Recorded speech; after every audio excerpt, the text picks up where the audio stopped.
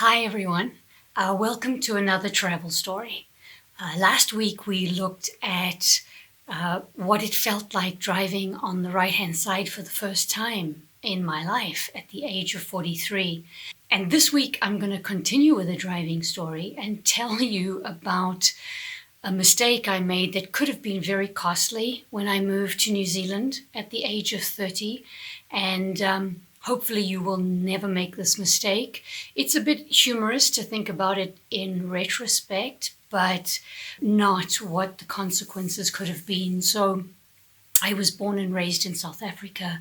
And South Africa, like most developing countries, doesn't really obey pedestrian crossings. Sometimes we call them zebra crossings. The lines painted on the road so pedestrians can cross when there are cars. And countries like New Zealand and Australia, all over Western Europe, the US, Canada, they do obey pedestrian crossings, and you can have quite a fine if you don't stop and let pedestrians cross. So in those countries, many people don't even think about it. If there's a pedestrian crossing, they just cross. They assume that cars will stop. And I hadn't been a part of this.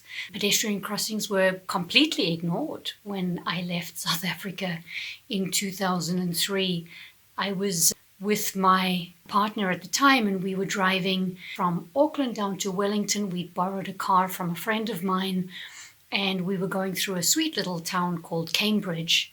And I did what I normally did. We were just going down the road, looking at things, looking at the side of the road, came to a pedestrian crossing. I just rolled on through, didn't even think about it.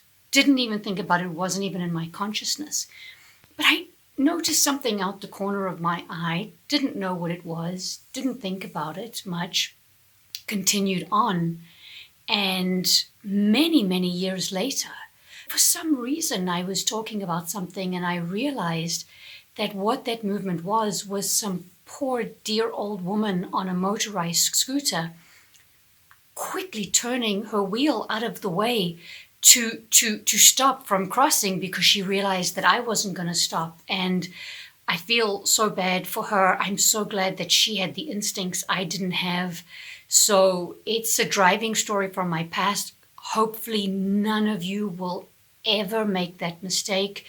Any of you who live in countries that don't really obey pedestrian crossings, and I've been to a few of them, just remember, when you're driving in other countries, mainly developed countries, pedestrian crossings, they're serious.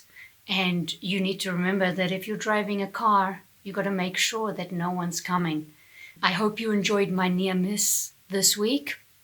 And I will see you again for another story next week.